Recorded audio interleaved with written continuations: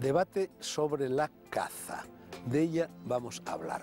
Caza sí, por las razones que sea, o caza no, por las razones que sea. Es un asunto que suele generar controversias muy vehementes. Me acompañan 3 defensores de esa actividad, la cinegética, y 3 detractores de la misma. Entre los defensores, Andrés Tatay, hijo y nieto de cazadores, que empezó a cazar acompañando a su padre a los 5 años y que a los 17 intervino en su primera cacería de elefantes en los bosques de la Guinea Ecuatorial. Su padre, Ramón Tatay, publicó en 1955 este libro excelente, La caza en Guinea. Lo editó Espasa. Está especializado, su hijo Andrés, en cacería africana y organiza safaris en ese continente. A su lado, Alonso Sánchez Gascón, que es gestor de fincas de caza y abogado especialista en derecho cinegético y zoológico, además de autor de muchos libros. Algunos de estos libros son novelas, otros son relatos, otros son ensayos, y también ha escrito este diccionario de la montería y de la caza menuda, publicada por Ex Libris. Te haré alguna pregunta sobre tus libros al comienzo del programa. En el extremo, Ignacio Guinea Coronado, que es biólogo, cazador, gestor de fincas de caza y especialista en ordenación cinegética y zoológica. Los detractores de la caza, a mi izquierda, son Emilio José Armaza, investigador de la Universidad del País Vasco, especializado en bioética y derecho penal; Daniel Dorado, abogado defensor de los animales y de sus derechos; y Óscar Horta, profesor en la Facultad de Filosofía de la Universidad de Santiago de Compostela, que se doctoró en filosofía con una tesis sobre la condición moral de los animales y obtuvo el premio de ensayo Ferrater Mora con este libro dedicado a la filosofía moral del pensador citado. Inmediatamente os paso la palabra y os cedo el territorio de la liza, que espero sea civilizada, pero antes me gustaría precisar qué es la caza, y solo la caza, no los toros, por ejemplo, o el maltrato al que se somete a los animales domésticos y a los de granja, el asunto que deberíais debatir. Antes de nada, también, Andrés, unas palabras sobre el libro de tu padre, que está escrito con la dignidad con la que antes escribían, aunque no fuesen escritores, quienes no habían sido alumnos de los actuales planes de enseñanza. Es un libro descatalogado, no lo va a poder. Es un libro que está ya agotado. Me imagino que en Iberlibros se encontrará, ¿no?, a través de internet. Sí, se encuentran algunos, y es un libro que a través de las experiencias de mi padre como cazador en Guinea, bueno, mi padre fue allí como ingeniero, pero claro, como era cazador, pues no pudo sustraerse a lo que era la Guinea española en aquel momento, y no solo es un libro de caza, sino además es un libro que refleja mucho el ambiente de las colonias de aquel tiempo. Es un libro que tiene mucho de antropología, mucho de botánica, y luego pues es un libro que a todos los cazadores les gusta leer, y a algunos que no son cazadores, pues digamos, lo encuentran aprovechable por lo menos. ¿Y tú pasaste tu infancia o parte de tu infancia y adolescencia por aquellas tierras? Sí, he pasado algún tiempo, más de mayor que de niño, porque el clima era muy insalubre, pero sí que he estado con mi padre cazando en el bosque. Y no como se caza ahora, que yo organizo safaris, sino vamos, ahí en el bosque íbamos a cazar, mi padre y yo, un guía y un cargador, y dormíamos donde podíamos, y cuando podíamos cogíamos un camión, y cuando no, pues dormíamos donde nos pillaba la noche, o en el primer poblado que encontrábamos. ¿Y vuelves ahora por allí? No, al bosque ahora hace tiempo que no vuelvo por África, sí, vuelvo a cazar con África, ahora ya con clientes, con amigos, o digamos, o por gusto propio, pero digamos, las cacerías han cambiado bastante. Nosotros ahora cazamos mucho en otros países, como en Tayikistán, que hemos estado hace poco, estamos abriendo el país a la caza, y en fin, son sitios... Oye, ¿eso de Tayikistán dónde diablos está? Tayikistán, encima, frontera con Afganistán y frontera con China. Amigo Alonso Gascón, Los hombres nunca lloran. Este es un libro, es una novela de caza, entre otras cosas, ¿no? Es autobiográfico, está la portada, es mi familia. Mi padre y mis hermanos, mi padre estaba de guarda en una finca de caza en Sierra Morena, allí nacimos todos, y es un poco relatos autobiográficos de cosas que nos ocurrieron, que ocurrieron a nuestros amigos, a nuestra gente, etc. Y este otro libro, Egagrópilas, en cambio, son relatos. Sí. ¿Qué es Egagrópolis? Parece casi bueno, eso fue, de momento fue un error raro que ha citado fue un error ponerle ese título. Egagrópilas es, en fin, las rapaces, pues como comen carne, comen pájaros, comen bichos, pues luego vomitan la piel, los huesos, etcétera. Este vómito, por decirlo así, estas son las egagrópilas. Fue un error porque la gente no lo ha entendido y no ha sabido de qué iba y por lo tanto no ha tenido gran interés. Bueno, y ya saltando de rama en rama, los maquis que nunca existieron, que es un estudio sobre los maquis. Sí, eso, si me permite la expresión, es fruto de un cabreo personal, porque había leído muchos libros sobre los maquis y no era lo que a mí me habían contado, lo que vivió mi familia. Mi casa la asaltaron 4 veces, estando mis padres en la finca. ¿En qué zona de España? En Sierra Morena, término entre Andújar y Solana del Pino, en Ciudad Real, lo que es el corazón de Sierra Morena. Entonces la asaltaron incluso a tiros, pegaron a mi madre, nos quitaron la comida, etcétera.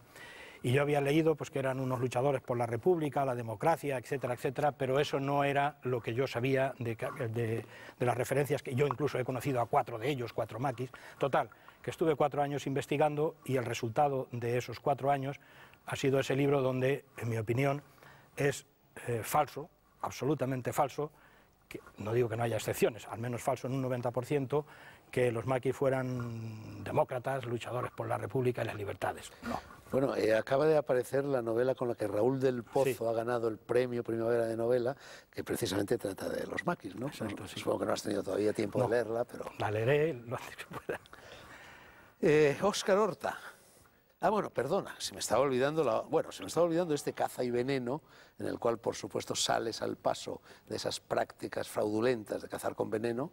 Claro, claro. Es una de las cosas más graves que están ocurriendo, que ya no ocurren tanto, porque ni muchísimo menos, porque el empleo de veneno, en primer lugar, ha sido histórico. Incluso había, en los siglos XIV al XVIII, estaba lo que se llamaba la hierba de ballesteros, que era una hierba que empleaban los ballesteros para impregnar los lances de las ballestas y así envenenar y matar a los animales con mayor... Es una cosa como de indios del Amazonas, ¿no? Claro, el curare y cosas así. Claro, no, ya lo utilizaban allí también. Entonces esto es una cosa absolutamente interesante, ¿no? Cómo lo hacían. Total, que eso se ha venido utilizando sobre todo en la lucha contra los lobos. Ahora la gente no lo entiende, pero habría que estar en los años 40 y 50. Total, que ahora algunos lo siguen utilizando y eso es absolutamente pernicioso, grave, es un delito, está totalmente prohibido, etcétera. Pero incluso hay malhechores que se dedican a envenenar a los perros o los gatos del vecino, ¿no? Sí, eso suele ocurrir pura, cuando el perro molesta y cuando no sé qué, en vez de tomar otras medidas, bien que es cierto que es excepcional, pues en vez de tomar otras medidas, pues le ponen lo que se llama unas zarazas, por ejemplo, que son trozos de carne con trozos de alfiler o con veneno. Y en fin, terrible. Yo salgo al paso de eso, pero a la vez critico con toda la fuerza de que soy capaz a la administración pública porque no respeta el principio de presunción de inocencia de los ciudadanos. De hecho, si en un coto de caza que puede tener 3.000, 4.000, 5.000, 10.000 hectáreas aparecen cebos envenenados, al primero que procesan es al titular del coto, cuando en esas superficies tan grandes es prácticamente imposible controlarlo. Ya. Entonces, desde ese punto de vista critico a la administración. Bueno, tengo aquí este diccionario de la montería y de la caza menuda. Caramba, son 2 libracos. Si llegas a hacer un diccionario de la caza serán mayor... 5. Serán 5. Serán 5. Bueno, pues la caza mayor sería el espasa, ¿o qué? No, es que va caza mayor y caza menor. Entonces, yo desde muy pequeño, pues como nací en el entorno este de la caza, pues oía palabras, me quedaba con palabras, incluso hice algunas anotaciones. Y me ha enfadado muchísimo que se han perdido las expresiones antiguas. Acaba de decir Andrés que ellos estaban en África y que dormían donde podían. Eso tiene una palabra. Eso se llama cazar a vuelcatiendas. Preciosa palabra. Bonita expresión, ¿eh? A vuelcatiendas, que es decir, volcar la tienda donde me pilla. Bueno, pues investigando y lo que yo conocía, leyéndome toda clase de libros, desde el libro de la Montería de Alfonso XI, la literatura cinegética es la mejor que hay, además fue la primera literatura. Pues me ha salido este diccionario que ha rebasado con mucho lo que yo pretendía. Ya sabes, Andrés, la próxima vez a vuelcatiendas. Cuando vayas por ahí. Bueno, en África no se llamaba así, pero en fin, en España sí. Óscar Horta, tengo aquí el libro sobre Ferrater Mora que he enseñado antes y no sé si tiene algo que ver con el asunto que hoy nos convoca. Sí, sin duda tiene que ver. Ferrater Mora, que fue un pensador muy innovador en muchos campos, es quizás la figura más emblemática por lo menos de la segunda mitad del siglo XX. Pero era sobre todo un lógico, ¿no? Bueno, cubrió otros campos, la ontología también, hizo sus pinitos también en filosofía moral. De hecho, el libro va sobre la filosofía moral de Ferrater Mora. Él trató distintos temas y en todos fue muy novedoso, en todos introdujo en el pensamiento no solo español, sino del conjunto del mundo de habla hispana, pues nuevas ideas, y en concreto las introdujo también en lo que toca a la consideración moral de los animales, porque Ferrater Mora fue uno de los primeros autores que en nuestro contexto pues comenzó a tratar esos temas ya en los años 70. De hecho, fue el primero que empezó a hablar de conceptos que hoy en día pues quienes trabajan la ética animal pues tienen ya muy conocidos, como el concepto de ética animal, el concepto de especismo, ideas sobre las que volveremos a continuación seguramente, y por eso creo que realmente viene muy al caso, porque él, desde luego, a él le hubiera gustado estar en este debate y estaría también, me parece, de este lado de la mesa. Tú no llegaste a conocerlo, porque murió en el 91, me decías antes. Sí, murió en el 91, yo no lo llegué a conocer. He estado en su casa y conozco, bueno, conozco a su viuda y conozco a otra gente que lo trató, pero no llegué a tiempo. Una de las cosas que me dan pena. Bueno, tras estas preguntas de cortesía hacia los libros y sus autores, rompamos las hostilidades, dicho sea a título metafórico. Una primera ronda de intervenciones a favor y en contra de la caza. Creo que en los juicios hablan en primer lugar los fiscales y después los defensores. Así que rompa el fuego, por ejemplo, el profesor Horta. Bueno, bien, pues cuando hablamos de la caza, de lo que hablamos es de una actividad que consiste básicamente en ir a unos lugares donde hay unos animales que están allí viviendo y matarlos, capturarlos y acabar con su vida. Entonces, cuando hablamos de seres humanos, hacer esto pues se le llama asesinar. Cuando hablamos de animales de especies distintas a la nuestra, porque no hay que olvidar que también los seres humanos somos animales, pues se utilizan otros términos, y esto es debido a que simplemente pues vemos a los animales como si fueran pues entidades, igual como si fueran de otro planeta, ¿no? Seres que son totalmente diferentes a los seres humanos, ¿no? Entonces, esto obviamente pues no es el caso. Los animales o animales de otras especies tienen una completa capacidad de sufrir y disfrutar como tenemos nosotros. Al igual que a nosotros, los animales son dañados al morir. ¿Por qué? Porque la muerte supone el término de todas las experiencias positivas que podríamos tener en nuestra vida. Entonces, por eso es uno de los daños mayores que nos pueden hacer. Y los animales solo tienen una vida, igual que nosotros, y a los animales les daña, como nos daña a nosotros, su muerte. Entonces, ante esto, la pregunta que habría que hacer es la siguiente. Supongamos que nosotros estuviéramos en el lugar del animal. ¿Aceptaríamos ese trato? ¿Aceptaríamos que nos matasen, que nos privasen nuestra vida, o que nos hiriesen y nos causasen un gran sufrimiento solo por disfrute? Pues seguramente no. Y de hecho esto es interesante porque realmente cuando estamos en situaciones en las cuales hay otros que se están beneficiando a costa de dañarnos a nosotros, normalmente pues protestamos y estamos inconformes con esa situación. La denunciamos como injusta. Pero es cuando somos nosotros quienes podemos beneficiarnos a costa de dañar a los demás cuando verdaderamente se ve nuestra catadura moral. Y ese es el argumento, yo creo, que tendríamos que tener aquí en cuenta. Bueno, tengamos en cuenta ese argumento. Me imagino que Horta ha lanzado ya suficientes afirmaciones como para que reaccionéis. Veo que estás tomando notas, Andrés. Tú, por ejemplo, ¿qué tendrías que responderle? Yo creo que esto es un diálogo entre sordos, porque es difícil convencer a las personas tan convencidas como los defensores de que no haya caza. Yo creo que la caza se puede defender desde 3 puntos de vista, desde alguno más. El primero es que es un instinto tan potente como el instinto sexual. Es decir, desde hace millones de años, el hombre como animal, como tú bien has dicho, que es un animal depredador, ha estado cazando. Y eso genera un instinto porque la caza era necesaria para vivir. Bien, ese instinto, después de relativa civilización de unos cuantos pocos miles de años, pues ha desaparecido en mucha gente y en otra gente no ha desaparecido. Como dentro de 2000 años a lo mejor el instinto sexual ya no es necesario para la preservación de la especie y podrá desaparecer en algunos individuos. El que lo tiene, lo siente, y el que no lo tiene, no lo siente. Lo segundo es que la caza es un sector económico. Se puede defender también desde ese punto de vista. Es decir, son cifras aproximadas, pero creo que en Estados Unidos la caza mueve, me parece que son 23.000 millones de dólares al año. En la Unión Europea hablan de 10 billones de euros. Además lo hace una asociación que está en contra de la caza. Dice, la caza es que es un negocio porque mueve estos billones.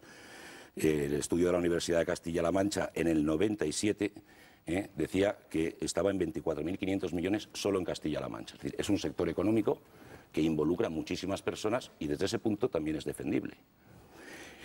Y luego creo que la caza se puede defender porque todos los cazadores están a favor de la protección, no de la prohibición, porque la protección y la caza es lo que permite que haya animales. Es decir, yo cazo desde los 5 años. La densidad de animales susceptibles de ser cazados en España ha aumentado muchísimo. ¿Gracias a qué? A que se ha regulado, a que los cazadores actúan, y en los sitios donde se prohíbe la caza suele desaparecer. Y eso pasa en otros países africanos, donde, digamos, por un malentendido proteccionismo de la caza, pues la caza desaparece. Porque al final la caza subsistirá, los animales de caza subsistirán si tienen un valor para el que tiene que soportarlos, digamos. Si no, no. Veo que también andáis tomando notas por ahí. Sí, a mí me parecen muy interesantes estos argumentos y me gustaría analizarlos uno a uno. El primero se habla de que es un instinto, el segundo es que se trata de un sector económico y el tercero es que tiene relación con la protección. Y yo, de hecho, estoy totalmente de acuerdo. Estoy totalmente de acuerdo que se puede hablar de que es un instinto, que hay cazadores que cazan por instinto, segundo, de que es un sector económico que da trabajo a mucha gente, y tercero, de que tiene relación con la protección. Pero, sin embargo, a mí no me parece que estos tres argumentos justifiquen el hecho de la caza. Porque de la misma manera que podemos hablar de que existe un instinto, que de hecho don Ignacio ha hablado de que tiene connotaciones sexuales, si justificamos el hecho de matar animales, matar seres con la capacidad de sufrir y disfrutar con base en el instinto, las consecuencias de eso son cuanto menos problemáticas. Hay agresores sexuales que también tienen un instinto sexual. Entonces, ¿qué pensaríamos si un agresor sexual nos dice: bueno, yo es que realmente estoy cometiendo agresiones sexuales, estoy violando a mujeres, pero bueno, yo tengo un instinto y por tanto esto es un argumento que yo manejo? Lo rechazaríamos porque tenemos a las mujeres en consideración moral. Y de la misma manera habría que tener en consideración moral a los animales. Lo segundo es que es un sector económico. Desde luego que es un sector económico. De la misma manera que el tráfico de armas es un sector económico, el proxenetismo es un sector económico, la mafia, las guerras, todos esos son sectores económicos, dan trabajo a mucha gente. Entonces podríamos pensar, bueno, ¿realmente nos tenemos que oponer a eso? ¿Tenemos que defender un mundo más pacífico? ¿O no lo debemos defender porque realmente hay gente, hay empresas dedicadas al armamento que viven de eso? Pues pensaríamos que no justifica. Una vez más, porque pensamos que los seres humanos que son perjudicados por esas actividades económicas son seres que tenemos en consideración moral. Y de la misma manera es excluyente el no tener en consideración moral a los animales. Y el tercer argumento, perdón, es la protección. Y una vez más, estoy totalmente de acuerdo. Efectivamente, la caza puede ser empleada bajo un parámetro y bajo un objetivo ecologista. Pero ahora bien, es que yo no soy ecologista, yo no soy proteccionista. Yo soy defensor de los animales. Yo soy una persona que se opone al especismo, es decir, que se opone a la discriminación de los animales en función de su especie. Y esto es importante. Esto es importante porque son planteamientos distintos. A veces a los defensores de los animales se nos considera ecologistas, pero es algo distinto. Y yo lanzaría una pregunta. ¿Realmente podemos hablar de que existe una superpoblación humana?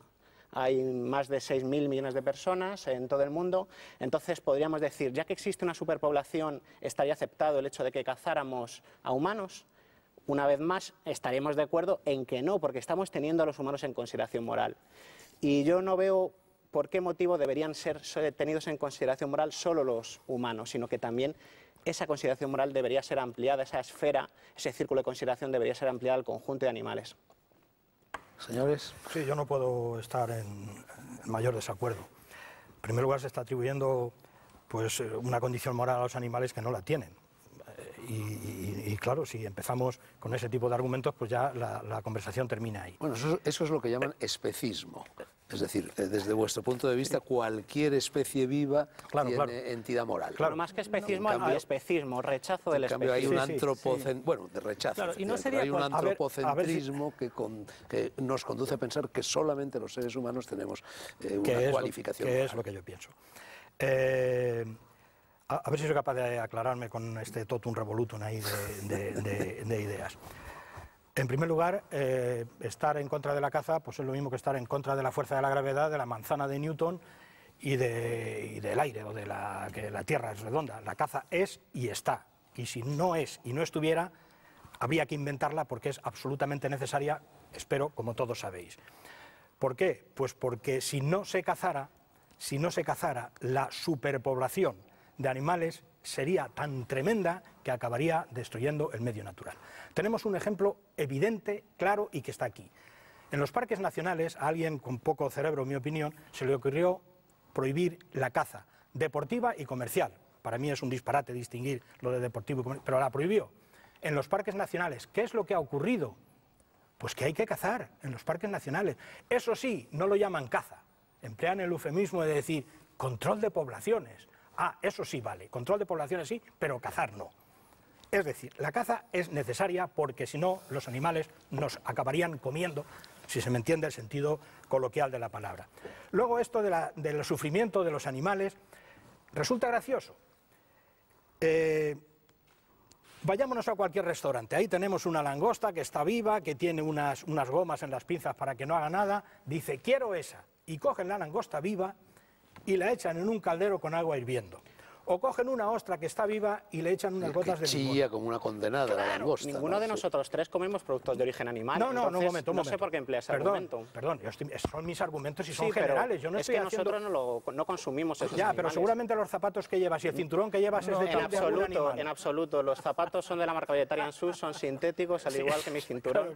Luego se los puedo enseñar si desea. Estamos hablando en términos generales, no estamos hablando personalmente tú o yo o el Pero otro. usted se ha referido a mis zapatos y a mi cinturón, ha empleado un argumento ad hominem. Bien, pues si quieres lo retiro, pero en general Perfecto. somos hipócritas. Es decir, los que están en contra de la caza son hipócritas y acaban en definitiva cazando. Eso no es falso, eso no Esa es es una cierto. acusación completamente incorrecta. Daniel ya acaba de dejar en claro que ninguno de las tres personas que estamos aquí consumimos productos derivados de la explotación de animales, ya sea para la alimentación ni para la vestimenta, mucho menos Querido, que no lo para habéis el entendido, que entretenimiento. yo no estoy diciendo que vosotros tres, estamos hablando de la caza y de la condición moral de los animales Usted ha y de la hablado de los necesidad detractores de de la cazar caza. o no cazar. Yo estoy diciendo, en primer lugar, que a los animales no se les puede atribuir una condición moral. En segundo lugar, que cazar es necesario. Necesario. Y lo está haciendo el propio gobierno, los propios gobiernos lo están haciendo. Y cuando no lo han hecho, tenemos los ejemplos de los arruis en la zona de Murcia y tenemos la cabra montés en la zona de Cazorla, donde se han muerto todos por sarna y otras. zona de Valencia. Claro que sí. Entonces eso es absolutamente necesario. ¿Qué pasa? Decir, no, hombre, no, es que se divierte uno. Pero ¿quién es nadie para decir si yo me divierto o lloro? ¿Por qué no se divierte el matarife que está matando 100.000 corderos diarios en el matadero de Madrid? A lo mejor cada vez que mata un cordero el tío se ríe. ¿Qué divertido es eso? Es que en eso no podemos entrar. Yo sí creo que estamos con tres personas que no son detractoras de la caza, sino integristas de la protección animal. Es decir, tú, desde tu punto de vista, el valor moral tú antropizas todo. Es decir, para ti un animal es igual que una persona. Desde ese momento, como para mí no lo es. Es decir, los argumentos que tú empleas contra lo que yo he dicho, pues son totalmente falaces. Porque la caza es una industria legal. El comercio de drogas o el asesinato de la mafia es ilegal. Sí, pero el hecho de que entonces sea algo para ti legal, es lo mismo matar a una persona que un animal. el hecho Para de mí que algo sea legal no Perdona. implica que sea justo. No, Lo está que claro, está debatiendo es la moralidad del está claro asunto. que sí. Es más, yo, digamos, alabo vuestro derecho, o sea, reconozco vuestro derecho y lo alabo a que, digamos, luchéis en contra de la caza. Y el momento en que la caza la declaren ilegal será un desastre, pero hacerlo, y podéis hacerlo muy bien. Lo que no vale es pretender de una manera totalitaria prohibir lo que yo creo que es malo. Vale. Y que, sin embargo, para los demás no lo es.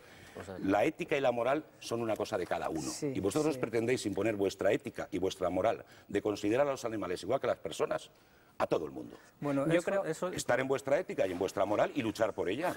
Pero no pretendáis que los demás participemos de esta antropización, de hacer que el animal es igual que una persona. Sí. Y Yo creo- sufre igual y tiene el mismo derecho a la vida. Pues no. Yo creo que no, por en- tanto, en- un violador no es lo mismo que un cazador.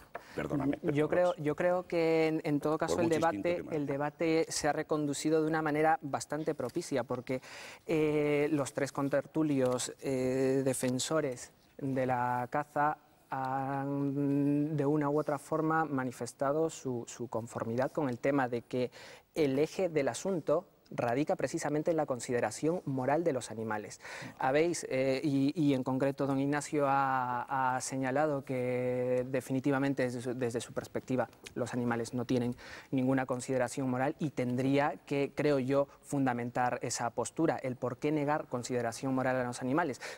Antes de que usted pueda, o alguno de los demás contertulios, señalar algunas precisiones respecto de esta afirmación, sí que me gustaría recordar que en otros tiempos, y no muy lejanos, los tenemos a pocos lustros a nuestras espaldas, se negaba consideración moral a otros seres humanos, a otros seres humanos. Había cazadores de indios. En Sudamérica pues, tenía que haber control de poblaciones y se cazaban indios. Yo soy sudamericano y de hecho, de la región de donde provengo hay unas pinturas que tienen un valor cultural inmenso, porque en ellas se escenifica cazador.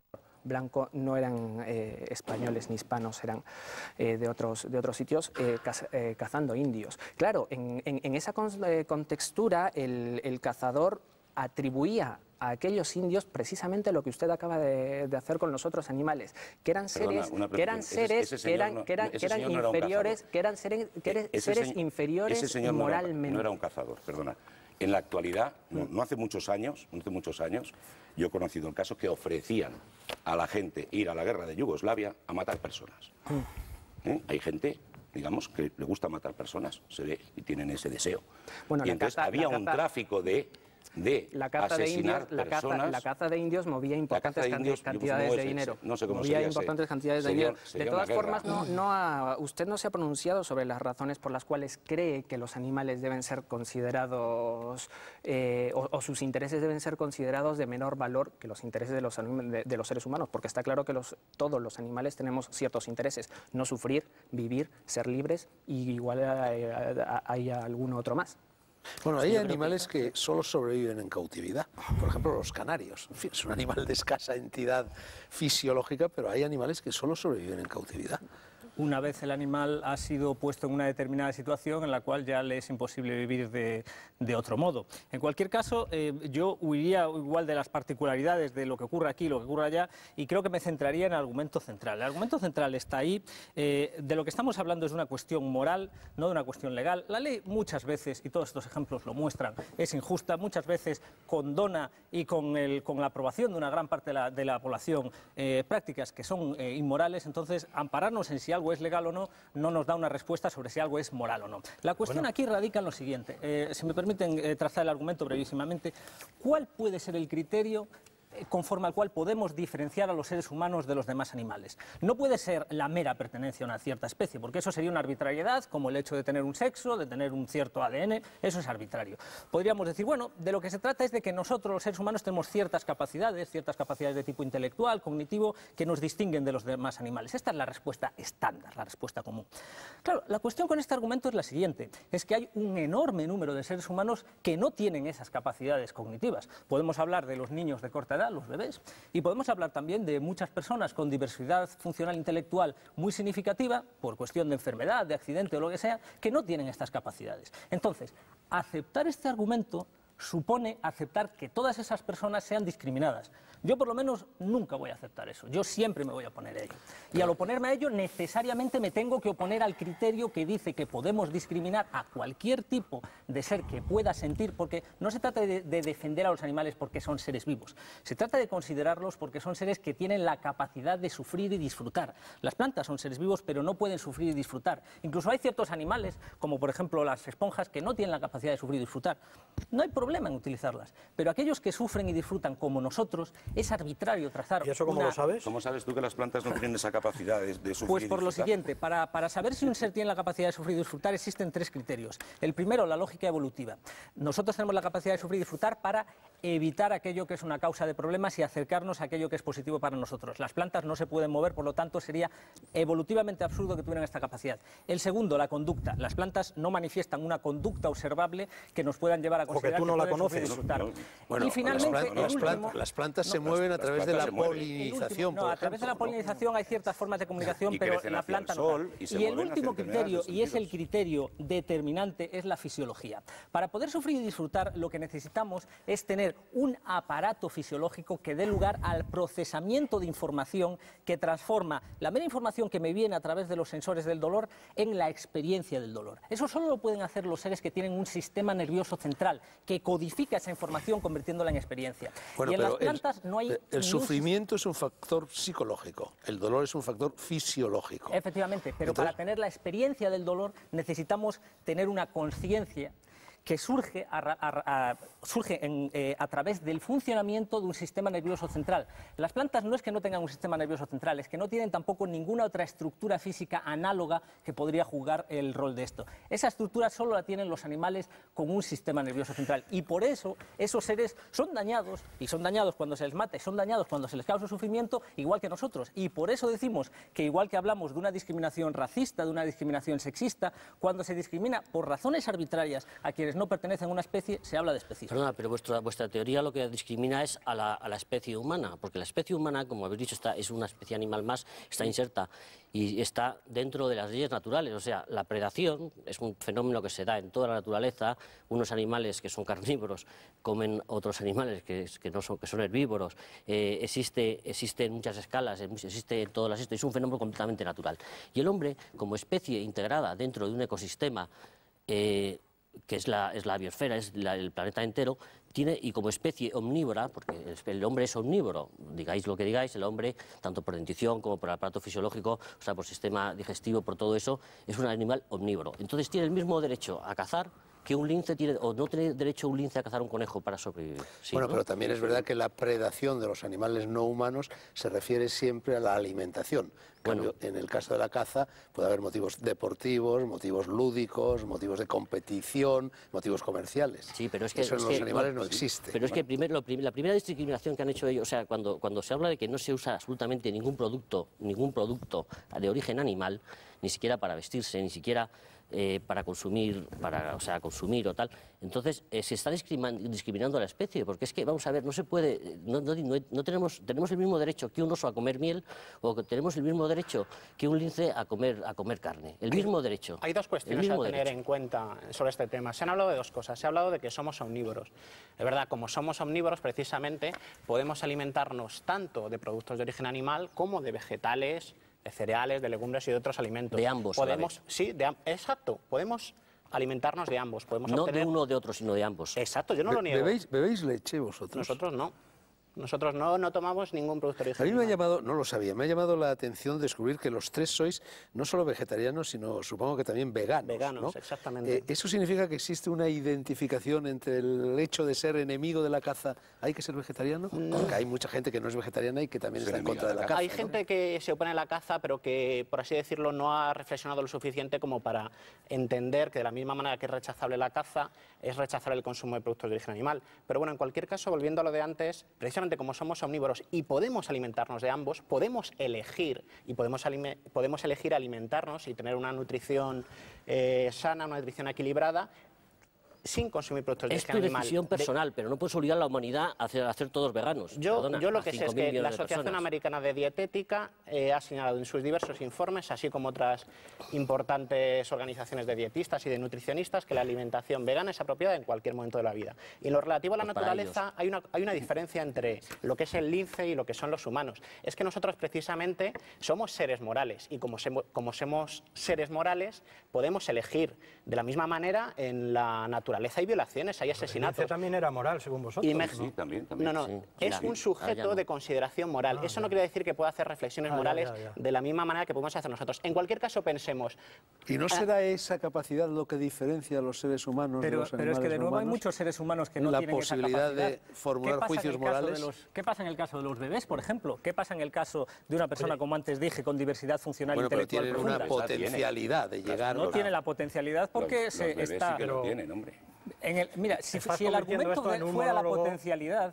fuera la potencialidad, seguimos excluyendo a todos aquellos que ya nacen, pues por alguna causa, por causa de tipo genética, por alguna enfermedad, que ya nacen con la incapacidad de nunca llegar a tener esa posibilidad. Entonces, yo a ese ser humano lo voy a considerar con la misma atención que a cualquier otro ser humano. No lo voy a considerar de menos. Entonces, esa razón lo que me muestra es que realmente el mero hecho de poder tener responsabilidades hacia los demás no excluye a los demás. Los demás también tienen que ser respetados por ello. Y entonces, pues, que era el argumento un poco que estaba planteando aquí mi contertulio, pues también en el caso de los demás animales tenemos que extender este argumento.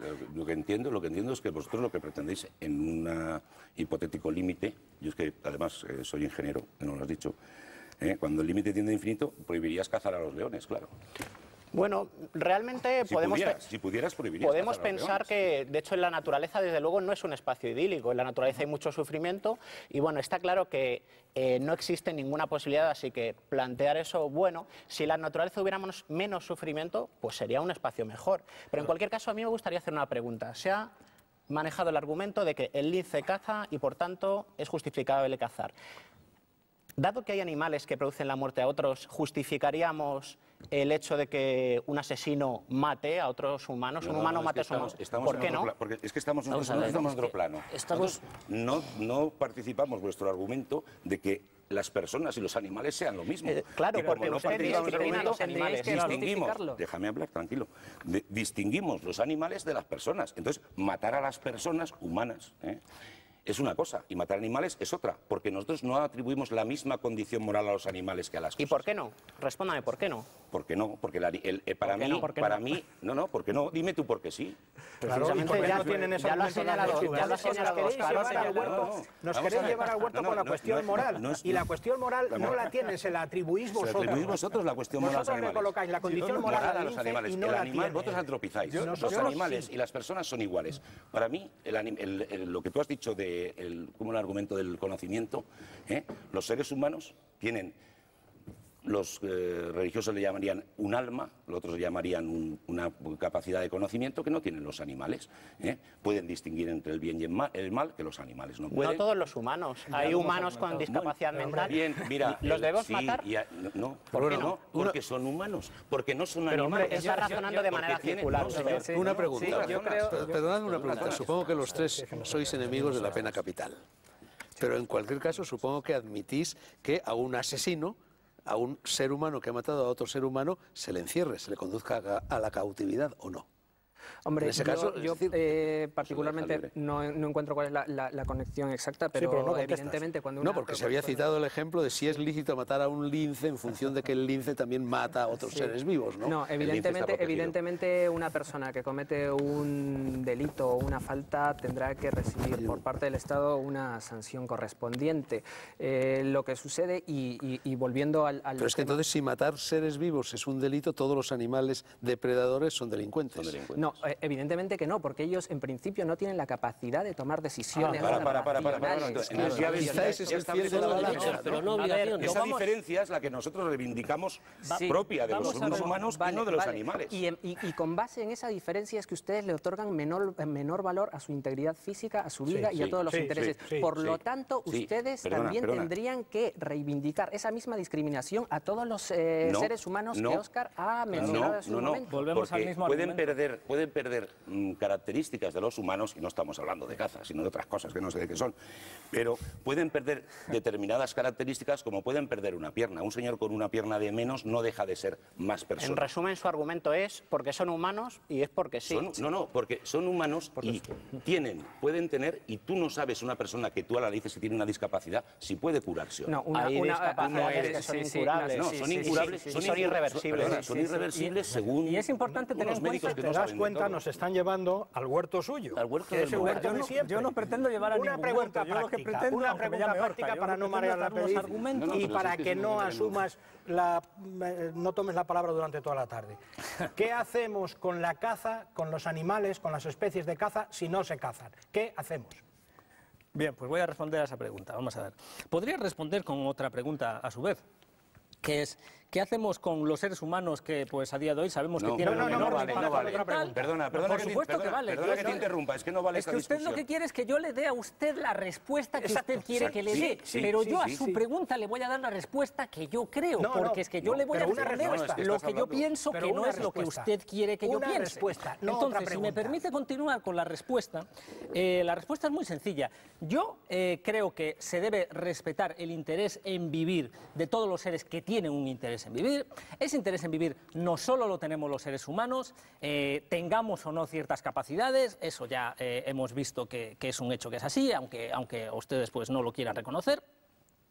Igual que quiero defender el interés en vivir de un ser humano, a pesar de que en muchas circunstancias defender ese interés tiene consecuencias negativas.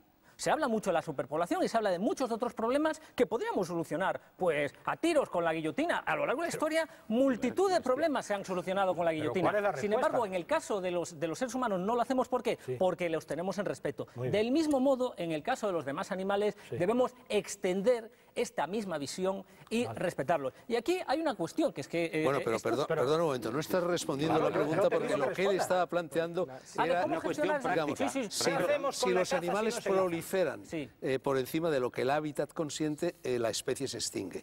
No, y entonces, ¿cómo resuelves sobre eso? todo, Antes se podrían responder dos cosas. Me va a responder dos cosas. Antes se podrían responder dos cosas. La primera, que ciertamente existen muchos hábitats en los cuales no van los seres humanos a cazar, y a lo largo de la historia han habido un montón de hábitats en los cuales los seres humanos no han ido a cazar, y la cosa ha seguido así, no ha sucedido una catástrofe ambiental del tinte que aquí se está dibujando. En cualquier caso, yo comparto la idea que plantea el técnico tertulio.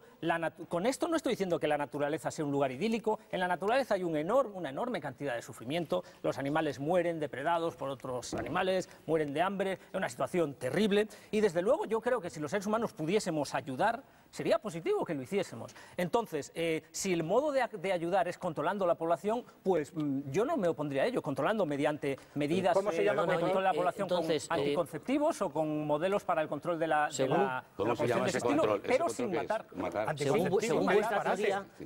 De disparate ninguno. Estas medidas se están poniendo a cabo, se están llevando a cabo, por ejemplo, en Estados Unidos. Este es el caso del Parque Nacional de Valid Forge. Ahí está viendo este debate porque existen ya contraconceptivos que funcionan con ciervos y funcionan con otros mamíferos, están ya perfectamente considerados y sin embargo no se introducen, y sin embargo se promueven otras medidas como la matanza. ¿Por qué? Porque el lobby de los cazadores es un lobby poderoso. Oye, pero con eso estás agrediendo en definitiva a los animales, porque estás menoscabando el deseo de reproducirse que todo Lo animal que estoy tiene. planteando es que a mí si me dicen o los cazamos o nada, yo digo no, pues antes de cazarlo yo propondría esta medida, porque yo no estoy diciendo que la naturaleza sea un lugar idílico que deberíamos dejar intocado. Yo no soy ecologista, entonces yo no mantengo ese discurso. Yo el discurso que mantengo es a los animales los debemos defender como individuos, igual que a los seres humanos. Entonces, en el caso de los seres humanos, si encontrásemos un problema, por ejemplo, en que no nos podemos seguir reproduciendo más, yo creo que la situación no sería la guillotina, sería una solución de tipo distinto. Ese mismo tipo de solución yo sería el que propondría en el caso de los animales. Y no estoy siendo integrista, por favor, toda tu teoría. No es un programa para que expongas tu teoría únicamente tú. Entonces, perdona un segundito. Vamos a ver. El problema de esto es que, según vuestra teoría, todos los pueblos que existen todavía, los lapones, los pueblos de las tribus de Sudamérica, de África, que todavía son cazadores, que viven de eso, según vosotros, ¿qué tendríais que hacer con ellos? No prohibirles la caza para que se mueran de hambre. O sea, está muy por delante el derecho de las focas a sobrevivir que el de los lapones, que llevan viviendo tanto tiempo como ellas y completamente adaptados a convivir en esa relación. Entonces, es decir, es verdad que si a los lapones les prohíbes matar renos, se mueren de hambre. Estamos comparando dos tipos de quiero que me caza respondas a esa pregunta, porque claro, no que me cuentes otra vez tu historia de la... Normalmente diferentes. Las primeras, si me dejo un momentito, las primeras, hablamos de individuos que yo de todas formas lo dudo, pero individuos que necesitan cazar para vivir. Hablamos de supervivencia. Y la segunda, que es la que defienden los matarifes por afición, es decir, los cazadores, aquella que pretende sacrificar a un individuo por diversión. No se puede matar a ningún animal. Yo diría una cosa en añadidura. Los pigmeos del bosque, nada de poner trampas y de coger miel. Es que estáis tan lejos de Le voy cualquier a actitud, responder, o sea, le voy a responder a ver si conocéis la realidad. Le voy a responder a ver si mi respuesta le parece mejor y a ver qué le parece. Y me pueden dar su feedback. Vamos a ver. Yo entiendo que ahí hay un conflicto. Es verdad que hay determinados pueblos, determinadas etnias que tienen un interés en cazar y que tienen un interés en no cambiar de estilo de vida. Yo eso perfectamente lo reconozco. Yo sé que puede haber gente en muchos pueblos que no quiere cambiar de estilo de vida. Ahora bien, hay un conflicto entre ese deseo y el interés de los animales en no sufrir y en vivir. Entonces, ¿qué pesa más? Realmente tenemos un interés en mantener cierto estilo de vida, un interés cultural y un interés que es fundamental, que es el derecho a la vida, que es el derecho a no sufrir. Precisamente en ese caso, ¿cómo el humano de esa etnia, de ese grupo social, puede vivir de otra forma, lo que habría que hacer es ofrecer alternativas de manera que puedan vivir, de manera que puedan ser felices, sin perjudicar a otros animales. O sea, que te traes a los lapones, les pones aquí a vivir yo creo que en vosotros Manhattan. planteáis un mundo idílico desde la absoluta ignorancia. Es decir, plantéate una situación real que está pasando en estos días, por ejemplo, en el sur de Zimbabue, donde las manadas de elefantes salen de los sitios donde están y van y deambulan. Y resulta que hay una población nativa que ha crecido mucho y que tiene plantaciones. Y los elefantes, que no entienden, no tienen capacidad de saber lo que es bueno y lo que es malo, están arrasando las fincas de esta gente. El gobierno, lo que hace, el gobierno de Zimbabue, es llamar a una serie de cazadores profesionales, es decir, señores, vayan ustedes allí y de acuerdo a nuestro censo de población hay que eliminar 400 elefantes, ¿vale? Anticonceptivos. No, eliminar 400 elefantes. Y grandes cazadores como Tony Sánchez Ariño, que además es muy amigo mío, ha participado en este tipo de cacerías en el pasado y otros participan en el... ¿Qué debe hacer el hombre, entonces? ¿Decirle a los nativos que se vayan de allí porque no se pueden matar animales? Es decir, lo que está planteando Andrés Tatay, y os lo pregunto yo, ¿vosotros admitís que se pueda matar animales en defensa propia? Este es un caso de defensa propia. De defensa del hábitat. Si ahora aparece un tigre por ahí, se abalanza sobre vosotros, ¿admitiríais la posibilidad Hay que de que le matizar lo que es disparáramos defensa nosotros? propia. Si con defensa propia entendemos que alguien, sea humano, sea animal de otra especie, me va a atacar, yo entiendo que me vaya a defender. Pero es que el mantener determinada cultura, determinadas tradiciones, no es defensa propia. Se habla, por ejemplo, de cómo pueden alimentarse los inuit. Pues en donde vienen los inuit hay supermercados y pueden consumir productos que no provocan el sufrimiento y pueden alimentarse sin cazar. No me contestas a ninguna cuestión práctica. Ni tú has contestado a qué haces con los animales. Yo te planteo una cuestión que está pasando ahora en África, África, de la que yo soy consciente, porque además me permiten llamar cazadores españoles y que vayan a cazar esos elefantes con el profesional que tiene que exterminar manadas de elefantes para que los negros que plantan sus fincas y que se van extendiendo no, digamos, resulten perjudicados por la acción de los animales. ¿Y por qué no exterminamos a los humanos que perjudican a otros humanos? Claro. Sí. Desde tu punto de vista eso sería lo lógico, desde el nuestro no, desde luego que no. Desde el nuestro luego que hablamos, sí, el mensaje de este lado de la mesa. Por lo menos abrirías la posibilidad, porque un animal y una persona son iguales moralmente. Podemos matar personas. Yo respeto el derecho a la vida y el derecho a no sufrir de todos los animales, sean humanos o no. Dime qué haces en la práctica cuando tú, como decisor, te ves en la disyuntiva de decir, ¿qué hago con este caso práctico de ahora? Sí, definitivamente este es un tema que merece una valoración bastante más seria que el simple hecho de decantarse por exterminar a individuos que tienen un interés por vivir los animales son individuos y algunos incluso podrían ser considerados personas. Si nos atenemos no a la definición jurídica, pero sí a la definición de carácter moral o filosófico. Sin embargo, la cuestión radica, para resolver un problema de esta naturaleza, no se puede optar por el mecanismo de la matanza de individuos que tienen intereses básicos y fundamentales. ¿Y qué se hace? Pues me está haciendo una pregunta. Yo no soy especialista en política de poblaciones. Lo que estoy demostrando cuando no contestáis a nada es que habláis desde un plano moral que creéis superior y desde la más absoluta ignorancia de lo que pasa ahí fuera. Me parece que una opción muy respetable es la que había propuesto hace un momento Óscar, que sería el tema de controlar la población por métodos no intrusivos dentro de su esfera. Estáis completamente fuera de la situación, no conocéis nada de la caza, nada de la naturaleza. Vivís como vivís, que yo respeto mucho, yo no lo quiero para mí, pero de la supongo que con la misma fuerza que estáis contra la caza, estáis contra la matanza de animales en cualquier otro sitio. Por supuesto. Es decir, vosotros abogáis no solo porque no haya caza, sino porque aquí todo el mundo coma vegetales y nada más. Nosotros lo que hacemos es lo siguiente. Nosotros presentamos presentamos. Es que no me has contestado. No, que no contesta. Abogáis con la misma. Debería estar alguna pregunta. Nosotros somos defensores de lo que se llama veganismo. Se le llama veganismo al modo de vida consistente en no explotar a nadie que sufra, que sea alterado, que sea dañado con nuestra acción. Esto incluye a seres humanos, pero incluye también a los demás animales. Nosotros difundimos este modo de vida, damos los argumentos a favor de ello. Nosotros podemos venir ahora aquí con la espada flamígera de San Gabriel y de repente, de la noche a la mañana, cambiar el día y convertir esto en una utopía en la cual desaparece el sufrimiento y la muerte del mundo. Pues no, no podemos. Pero tú no puedes conseguir que un oso deje de comer salmones. Efectivamente, y precisamente hablamos antes de eso. De lo que se trata es que nosotros estamos planteando aquí un argumento. Y el argumento es, no tenemos razones que discriminen a los animales porque no hay ningún criterio que separe a los seres humanos de los demás animales. Aquí se ha dicho constantemente, repetidamente, el mismo mantra de que no estamos respondiendo a la pregunta, cuando ante la pregunta de qué es lo que nos distingue a los seres humanos, a todos y cada uno de los seres humanos, de todos y cada uno de los animales, no se ha respondido también del otro lado. Entonces la cuestión es aquí la siguiente, y es muy sencilla.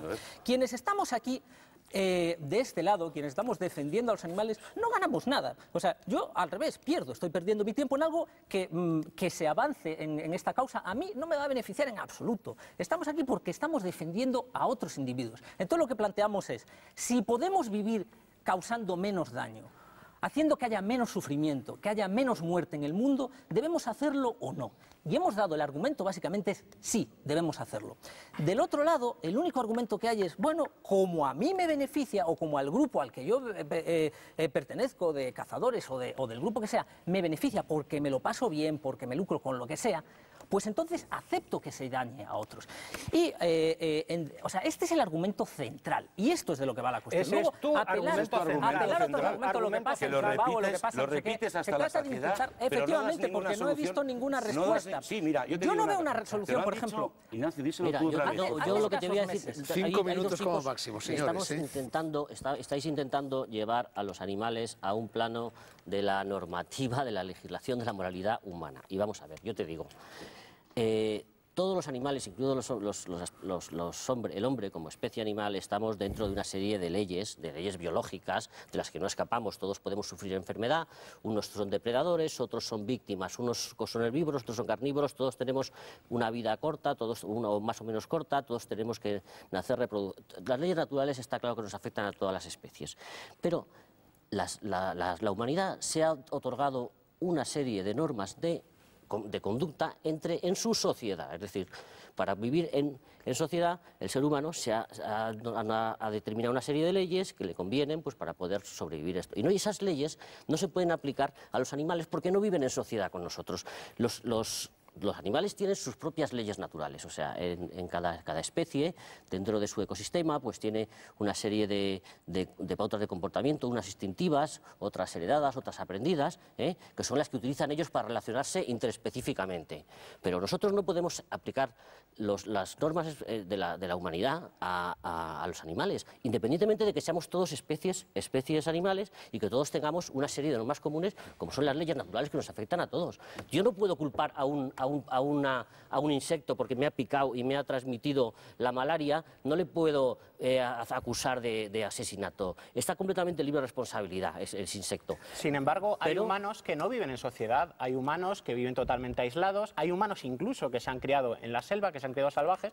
Entonces, si el argumento es, no, es que nosotros tenemos en consideración moral a aquellos seres que viven en sociedad con nosotros, perfectamente puedo ir a casa de ese humano que esté aislado socialmente y pegarle un tiro. Perdona, y antes de pegarle el tiro le digo, lo siento, pero es que tú no vives en sociedad, por tanto te puedo matar según el argumento de don Andrés.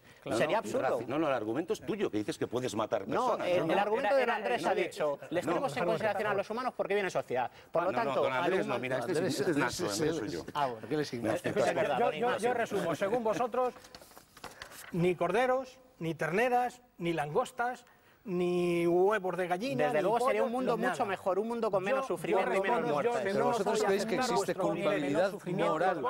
Existe culpabilidad moral. Un mundo con el menor sufrimiento y con la menor muerte. Tú no entiendes lo que significa sufrimiento. El sí, yo lo entiendo porque desgraciadamente he tenido muchos sufrimientos en la vida. Pero no entiendes cuál puede ser el sufrimiento de un animal. Es más, no sabes si sufre en el mismo sentido que sufre un ser humano. Algunos animales sufren incluso mucho más que los seres humanos. Por supuesto que lo sabemos. Antropizas todo. Te das por hecho que como tú eres una persona humana, un hombre, los demás, los animales, son como tú. y no lo son, ni No, sienten yo lo creo mismo. que todos somos animales. Sí, No, pero nosotros somos racionales. ¿Quieres el argumento? Pero racionales, nosotros menos animales. pero No todos. animales. No todos los seres ya hemos humanos dado son ese racionales. Todos No, los seres no, no. humanos son Los racionales. humanos con Y discapacidad todos los mental hombres no son tienen dos racionales. piernas hasta que pierden una. Los pero no humanos les con quita su discapacidad condición mental humana. no son Pero os racionales. estáis agarrando a una racionales. minoría. Lo Hay primero, humanos, No sabes perdona, lo que hace un vamos a señor ver. que está en coma, o no sabes lo que siente un señor con síndrome de Down. Yo sé que hay animales sí de que otras habéis hecho No muy especies. bien. sabes lo que siente un autista, pero él siente.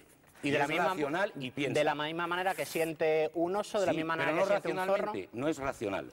La diferencia entre el hombre y los animales es que el hombre es un animal racional. Incluso el Que te humano lo que no estamos- puede te lo estamos realizar diciendo. análisis racionales. Sí. No, es que ese es un El argumento hombre que no tiene de dos escuela, piernas, solo vamos, de tiene escuela una, también es primaria. hombre. Lo- Sí. lo- Pierde su condición humana por tener un Efectivamente. daño físico. Desde luego. Porque el daño físico se produce en el cerebro, el que tú dices. Y tú no sabes muy bien, ni nadie, lo que pasa en el cerebro de otra persona. Y una persona que está en coma y que parece que no responde a nada, puede tener una actividad intelectual. Es decir, ser racional. Y yo creo que lo es.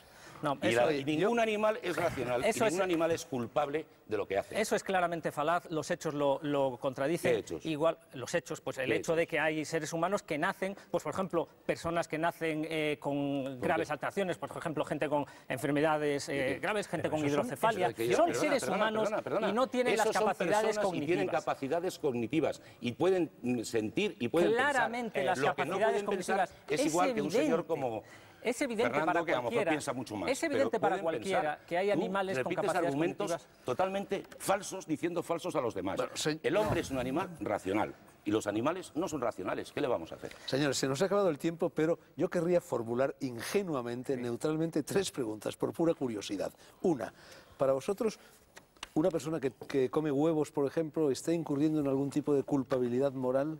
Vamos a ver.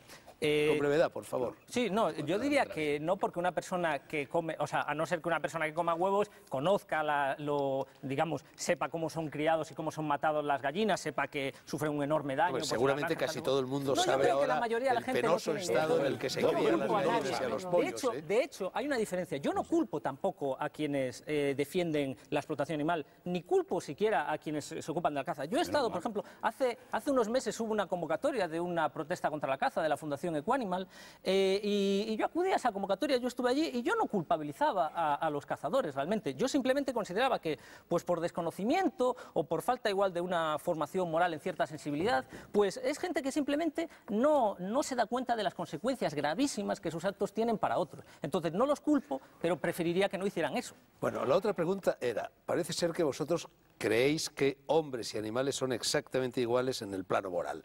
Yo os pregunto, ¿todos los animales son iguales en el plano moral? ¿Es lo mismo un mosquito que un elefante? Hay que ver qué animales tienen un sistema nervioso central, porque es precisamente la posesión del sistema nervioso O sea, entonces central. vosotros conferís la moralidad a la existencia de un sistema nervioso central. Exactamente. Si no hay sistema nervioso Nosotros central, tenemos en consideración no hay moral problema. aquellos individuos de la especie que sean que tengan un sistema nervioso central, porque ellos son los que tienen la capacidad de sufrir y No disfrutar. recuerdo mucho bien. Los que Las no, hormigas pues no tienen la capacidad de las sufrir y hormigas disfrutar. tienen un sistema nervioso central. No lo Creo que no. No está claro. Pero se pueden comer, entonces. Por las si hormigas se acaso, pueden comer. no, por si acaso, como podemos vivir sin comer hormigas, como hay muchas hormigas, Oye, como por, nuestro por si consumo... acaso sienten las plantas, No, a lo mejor porque tú no estás tienen- matando las tomates. posibilidades esto es son verdad, nulas hay- porque no por si tienen acaso sistema Hay nervioso central. estudios, no sé si estudios fidedignos o no, que aseguran que las plantas, por ejemplo, cuando las cortas, sufren. Poco Incluso se fidedignos. manifiestan No, ese poco sufrimiento. Bueno, lo poco mismo que tú fidedignos. estás en un integrismo del sufrimiento de los animales, puede haber alguien más hacia allá aún que tú, digamos, que no sé, postule que las plantas también sufren. No, pero estaría basado en una creencia equivocada. Porque las No, no, plantas no, igual que tienen... la tuya, las y tan plantas- equivocada como la tuya. No, porque Igual de yo equivocada. antes di una serie de criterios. Para poder sufrir hay que por tener favor, un no sistema repitas. nervioso central Pero u ¿y los otra animales estructura que no tienen- análoga que permita Fernando, el repítele la procesamiento de pregunta. información. Los que no tienen sistema nervioso central no sufren, esos animales. No. Ahí. Y esos animales sí se pueden matar. No hay ningún problema. Las esponjas, ya digo, son ejemplos de esto, no hay problemas con ello. O las medusas, por ejemplo, tampoco hay problema. Las medusas No pueden- sí se pueden matar. O sea, sí se Los pueden peces matar. no. Lo que estamos hablando no es de si se pueden o no. Yo puedo matar a Adán igual, pero eso sería una inmoralidad. Oye, como- si tú con pisas- Daniel. mata sin Yo no sufrir, eso se quiero puede matarlo. matar. Si Tú tú quieres pisas evitar el una sufrimiento. cucaracha, yo no sé si sufre o no sufre la cucaracha, acaso de que no la haya rematado del todo pisándola, pero yo veo que si no está muerta del todo, no sé, patalea, parece como si hubiera síntomas de sufrimiento en esa cucaracha. Hay muchos casos que realmente no sabemos, son casos que están borrosos, donde hay una cierta centralización de un sistema nervioso, pero no sabemos todavía si es lo suficiente como para sustentar una conciencia. Sí lo sabemos en toda otra serie de casos. Los zorros que matan aquí en los campeonatos de caza de zorros, y que las becadas, por cierto, esos seres claramente son... Lo que sean, me da igual. Boicoteáis siendo una actividad legal. Efectivamente, pero es una acción pacífica de protesta en la cual se intenta no fue nada sabotear la pacífica, caza. hubo violencia. Violencia por parte de los cazadores. Yo precisamente tengo aquí un comunicado del Sindicato de Periodistas de Galicia que se queja de que periodistas han sido agredidos. Han sido agredidos por cazadores. Claro. Y hay un juicio que ya será... Y yo tengo aquí un comunicado de cazadores que dice que han sido agredidos por los que estaban boicoteando la... Han interpuesto una denuncia. Han interpuesto una denuncia. No es la cuestión quién pega más que otro. Eso es falso. Yo creo que la cuestión que habéis venido a plantear aquí... Lo que siento mucho de verdad es que un debate que podría haber sido sobre la caza, hablando sobre la caza con gente que de verdad sabe de caza, con una postura contraria, pero que entiende de caza, nos hemos dedicado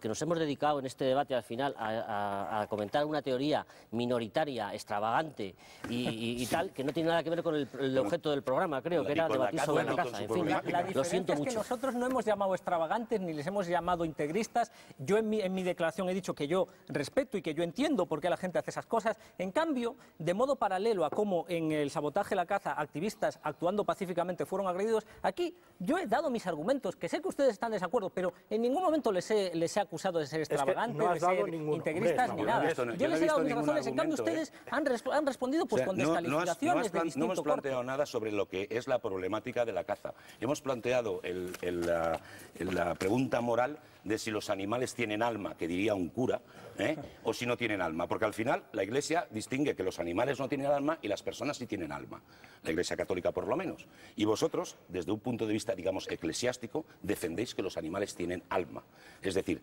son igual que las personas porque, digamos, moralmente son iguales. Aunque nosotros seamos racionales, vosotros ponéis en el mismo plano a los animales racionales que a los otros. Yo he dirigido un par de preguntas ingenuas a ala de la mesa, ahora voy a dirigir otro par de preguntas ingenuas a esta segunda ala de la mesa. Vamos a ver. Digamos... ¿Es lo mismo matar a una perdiz que matar a un elefante? Tú, por ejemplo, Andrés, cuando tienes un rifle en la mano y tienes un elefante delante y estás a punto de colocarle una bala en el entrecejo, ¿no hay en ti un sentimiento de piedad, un sentimiento de compasión? Como dice el conde de Lleves y refleja José Ortega y Gasset, todos los cazadores en algún momento sienten eso, y muchos cazadores, que son cazadores, dejan de tirar. Tú me conoces de algunos sitios y yo salgo al monte y veo animales y los veo con mi rifle y no los mato. Los estoy cazando y estoy cazando pues, la pieza más grande, pero no necesariamente, digamos, mato todo lo que veo. ¿Vale? Y la emoción, es decir, a mí me gusta tirar lo que llaman en Valencia tordos, malvices y no sé cómo lo llaman por ahí. Y cuando yo estoy detrás del olivo con mi escopeta y veo cómo el tordo va entrando, me entra la misma emoción que cuando estoy en una montería de jabalís o cuando estoy observando a un corzo por el corazón me va igual. Bueno, otra pregunta ingenua, lo de las pieles. Lo de las señoras que llevan un abrigo de pieles y luego van los activistas enemigos de esto. Eso es disparatado, Fernando, porque ¿qué pensáis de eso? O del marfil, por ejemplo. Sí, del tráfico de marfil para hacer joyitas o lo que sea, cargarse a todo un elefante. Lo de las pieles es una cosa curiosísima. Date cuenta que siempre hay protestas o tiran botes de pintura cuando el pelo de la piel va por fuera. Esa misma piel de nutria, de zorro polar o de lo que sea, si tú le das la vuelta y lo que aparece por fuera no es el pelo, sino, digamos, lo que es el cuero, entonces ya no hay problema. Claro que hay problema, nosotros no consumimos cuero. Que yo no estoy hablando. No, pero usted dice, no hay problema. Perdona, que es una pregunta, por favor. una pregunta que nos hace. Claro que es nuestro minuto. Sí, pero es que claro que sí hay un problema en el uso de cuero, por supuesto. Escucha, querido colega, que este es nuestro minuto. Sí, hable. Por favor, habla el nuestro. Utiliza tu minuto, si es que todavía queda parte de él. Yo creo que nosotros estamos Eso de las pieles es una cosa curiosísima. Y luego, que era por donde yo creo que hubiera sido más interesante el debate, que hubiéramos hablado de lo que es cazar. Cazar no es matar. Cazar no es tirar. Cazar es un montón de cosas más que puede terminar o no con la muerte del animal. De hecho, no sé si el 80% de las veces no acaba con la muerte del animal. Te vienes, como suele decirse en el diccionario, te pones bolo. o con la canana virgen, o te llaman vaciafrascos. ¿Por qué? Pues porque no has matado nada, no has tirado, no has tentado nada. ¿Por qué? Cazar es salir, ir al campo, ver que si la huella, que si el aire, que si el jabalí, que si la cama, que si el aguadero, que los perros entran por Déjame aquí. que le diga una cosa a Fernando que no sé si la sabe. No conozco ningún cazador que sea cazador que le digan que ahí está, ahí tienes detrás el ciervo más grande del mundo y venga y lo mate. Que no tiene ningún interés. Vamos, de esta mesa seguro que no. Y de los que yo conozco, ninguno. Puede haber un coleccionista de trofeos o un desequilibrado. Pero ahí le dicen, oye, mira, que ahí tengo atado al árbol el ciervo más grande del mundo. Vas a salir en todos los libros. Pues los cazadores dicen, oye, pues que vaya tu padre. Porque yo no voy a ir a matar un bicho que está ahí atado. A mí me gusta cazar. Lo de matar es, como dices tú, el final, es accesorio, es lo que pasa algunas veces, pero cazar es otra cosa. Señores, no tenemos tiempo para más. De sobra se lo sabía al empezar que nadie, ni los amigos de la caza, ni los enemigos de ella, iban a cambiar de opinión a lo largo de esta hora más o menos de debate. No era ese el objetivo, sí lo era el de escuchar los argumentos de los unos y de los otros. Expuestos en parte quedan y llegue cada espectador a la conclusión que sea de su gusto. Muchas gracias a todos y un ratito de anuncios, pero no se me vayan, porque aún tenemos un tramo de las noches blancas por delante.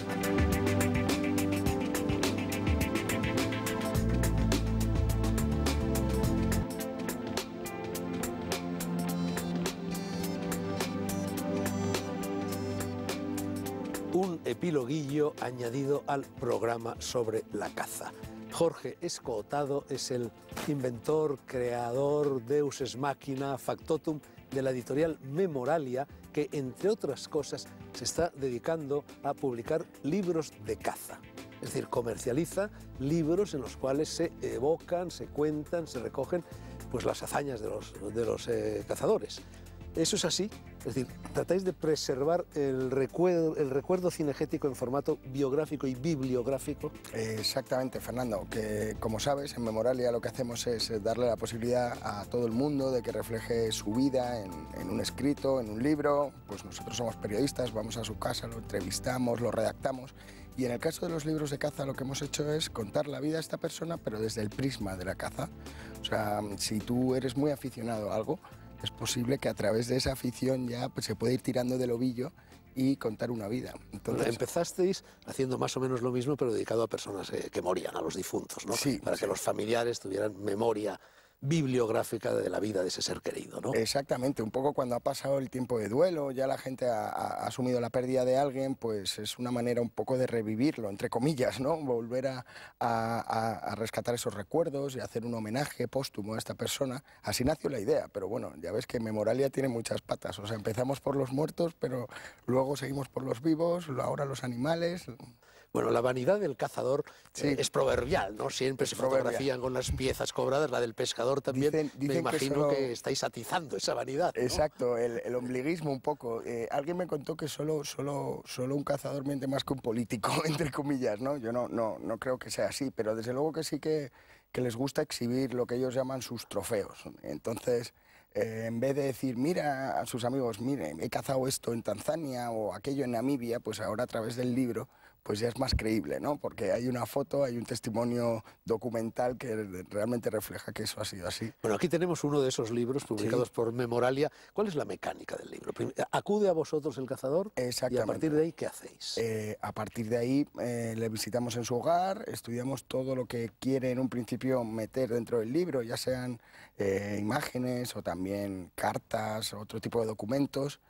Fijamos un calendario de entrevistas y poco a poco, pues, por ejemplo, una entrevista cada semana o cada 2 semanas, vamos armando el libro. Luego, armando la parte de información. Luego lo escribimos y ya le damos el texto para que lo revise. Y una vez que ya da el ok al texto, ya lo montamos, por así decirlo. Lo maquetamos, lo diseñamos, le damos otra vez la versión para que lo apruebe y haga las modificaciones pertinentes y pues en un plazo de 2-3 meses lo puede tener en las manos. Y en el relato que hace de sus hazañas de vez en cuando intenta colaros alguna mentirilla. A veces, generalmente, o sea, lo que nos diferencia de la prensa habitual es que somos periodistas, pero periodistas a domicilio, por así decirlo.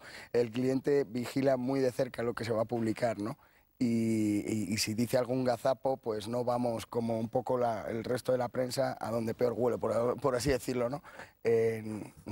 Alguna vez pues puede exagerar, ¿no? Pero generalmente es la cara del periodista lo que refleja si te ha convencido o no te ha ¿Y convencido. cuántos ejemplares editáis? Esto es lo interesante, es lo que le gusta al tipo de cliente de los libros de caza, es que son tiradas muy cortas, limitadas, en las cuales pues incluso se puede permitir alguna foto que, vamos, que no va a entrar en el círculo comercial ni se te van a echar los ecologistas encima, sino que el número de ejemplares está muy controlado, pues en este caso creo que fueron 55 ejemplares. Y él lo utiliza como libro de regalo. Exacto, como libro de regalo, como para personas, para su familia, sus amigos, sus alumnos, porque Fernando Álvarez de Sotomayor es uno de los cazadores más importantes de este país. Y bueno, pues ha contado todas sus anécdotas, todas sus experiencias con bastante gracia. ¿Y cuánto sale la broma? Depende, más o menos. Depende. Imagino, claro. Depende. Hay gente que ha cazado más que otra, ¿no? En unos continentes o solo en la península ibérica, depende. Pero bueno, yo diría que entre 1.500 euros y 3.000 euros puedes tener un libro de lujo editado con estuche. Y bastante baratito, ¿no? todo. Son libros muy bien editados, ¿no? Pues sí, yo creo que es asequible. Además, bueno, si alguien no puede hacer ese desembolso, siempre se puede estudiar el tema de los plazos. Luego también nos ha surgido el caso de cazadores que quieren que hagamos un libro sobre su coto, sobre su finca. Ya. Entonces también se puede contar la biografía de una finca, por así decirlo. También tiene propia vida el campo, ¿no? Y pues cómo han ido cambiando pues las lagunas, los humedales, las especies que pasaban por ahí ya no pasan. Entonces también se utiliza pues eso, la literatura cinegética para promocionar empresas cinegéticas que gestionan cotos o gestionan grandes reservas. Bueno, podríais hacer esto mismo con escritores, con políticos, con filántropos, con asesinos, ¿no? Con cualquier persona que quiera perpetuar. Esta gente ya se encarga de perpetuar su historia por otros medios, ¿no? Apareciendo en la prensa o cometiendo crímenes horribles de los que acabamos enterándonos, ¿no? Esto es una manera de publicitar a la propia persona, pero en privado. Exacto. Pero ¿y había algún precedente? Que yo sepa, no. Que yo sepa, no había ningún precedente. Bueno, siempre ha habido gente que ha contado sus experiencias cinegéticas en algún libro, pero no en el sentido metódico que nosotros le proponemos a todos los cazadores de este país. Porque permíteme recordarte que en el año 2000 en España había 500.000 de cazadores federados y ahora hay holgadamente más de 1 millón. O sea, estamos hablando de que España es uno de los países con mayor tradición cinegética. ¿Caza menor en su mayor parte? Y mayor también, hay muchísimo jabalí. Y bueno, hay muchos hábitats dentro de la propia península ibérica. Y yo creo que con el golf es la práctica que más está creciendo en este país, así, práctica deportiva, podríamos llamar. Bueno, Memoralia empieza por los difuntos, sigue por los cazadores, pero también habla de perros y gatos, habla de mascotas. También. Nosotros pensamos que el afecto que se le puede coger a una mascota, bueno, no nosotros, me imagino que todo el mundo sabe que a veces supera el que se puede llegar a coger a un ser humano, además. ¿A quién se lo dices? ¿A quién se lo estoy diciendo, no?